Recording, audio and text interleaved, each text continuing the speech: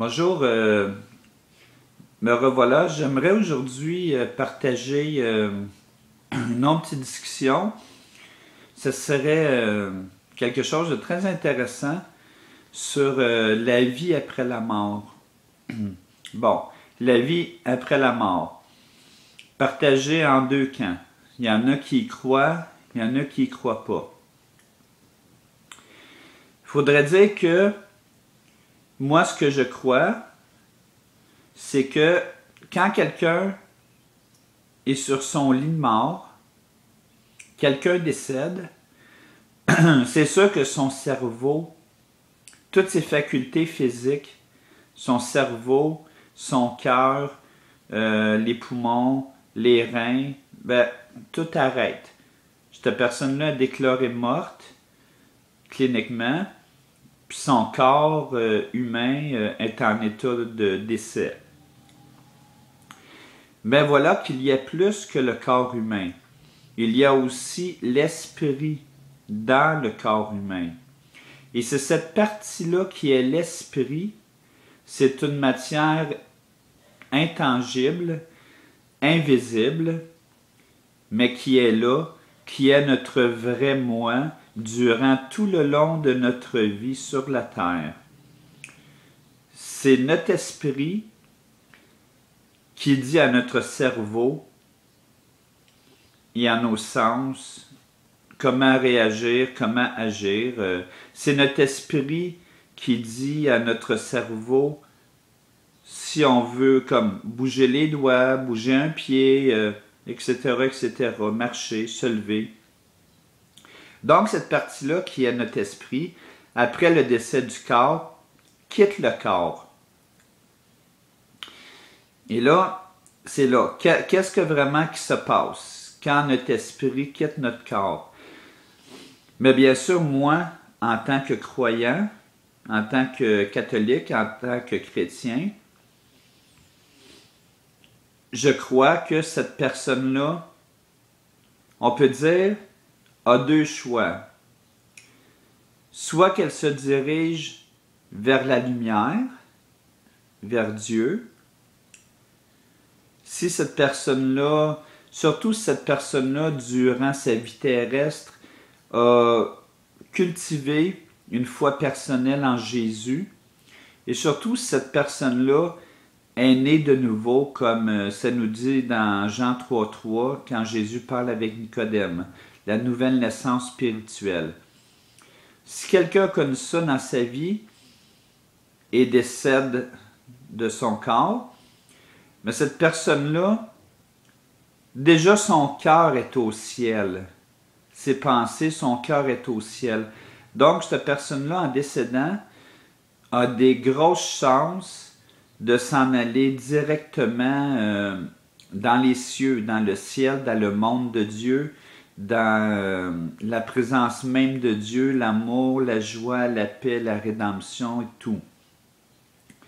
Cette personne-là a des grandes chances d'être heureuse et de vouloir librement se diriger vers le ciel, vers Dieu. Mais il y a aussi les gens que durant toute leur vie, ils n'ont jamais voulu croire. Pour eux autres, ils aimaient mieux les plaisirs éphémères de cette vie, les plaisirs passagers, et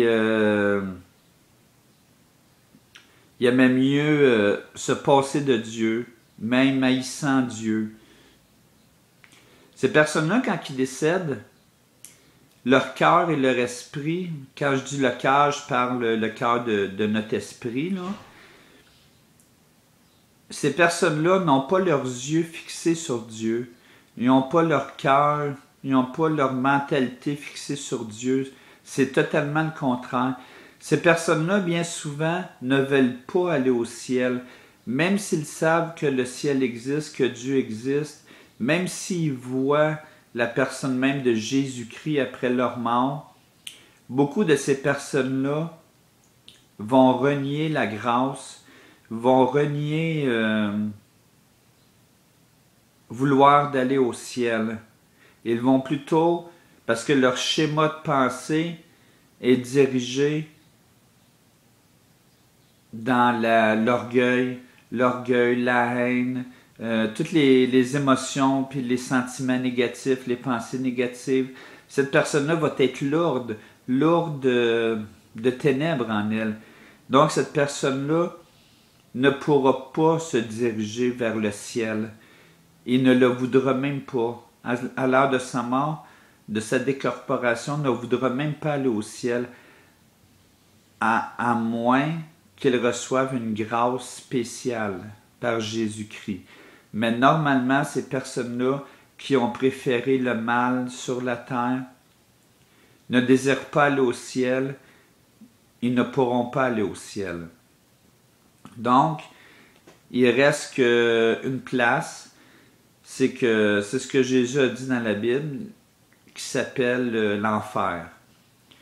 C'est le rendez-vous de tous ceux qui suivent le démon, de tous ceux qui suivent les mauvais esprits, de tous ceux qui suivent leur propre ego seulement, tous ceux qui ne veulent pas du bien mais qui préfèrent le mal.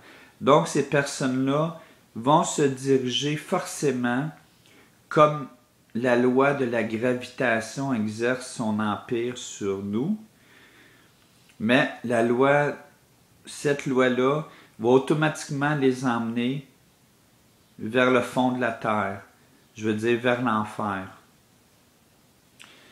Et c'est triste parce que ces gens-là vont passer leur éternité sans Dieu, sans amour, sans joie, sans sagesse. Ils vont tout perdre, ils vont être tourmentés jour et nuit pour l'éternité, d'après la Bible. Fait que c'est une situation très triste. C'est sûr que si dans notre vie on a cultivé une relation personnelle d'amour et de foi avec Jésus-Christ, c'est sûr que notre cœur est changé, nos pensées sont changées, nos émotions, on est en harmonie avec Dieu, on est pardonné. C'est sûr qu'on vit déjà le ciel sur la terre, façon de parler, mais c'est vrai. Fait que quand on meurt, ce n'est qu'une continuation de ce que l'on a entretenu dans notre cœur, dans nos actions et dans nos pensées durant cette vie. Soit le ciel en nous sur cette terre qu'on a cultivé, ou soit l'enfer en nous qu'on a cultivé. Après notre mort, c'est seulement la continuation de ce qu'on a fait, qu'on a pratiqué sur la terre, qui déterminera la place où ce qu'on veut aller, où ce qu'on va aller. Ce n'est pas un Dieu méchant qui va jeter en enfer ces personnes-là. Non, c'est ces personnes-là qui vont décider eux-mêmes, par leur vie terrestre, où ils ont choisi de passer leur destinée éternelle.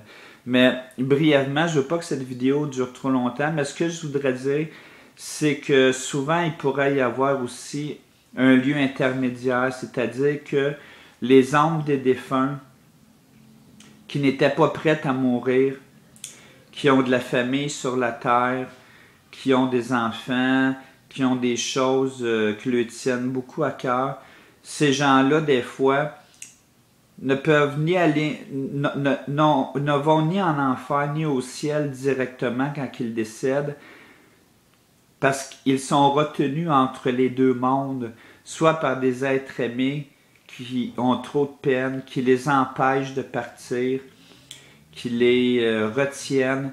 Ces personnes-là, on appelle ça des âmes errantes.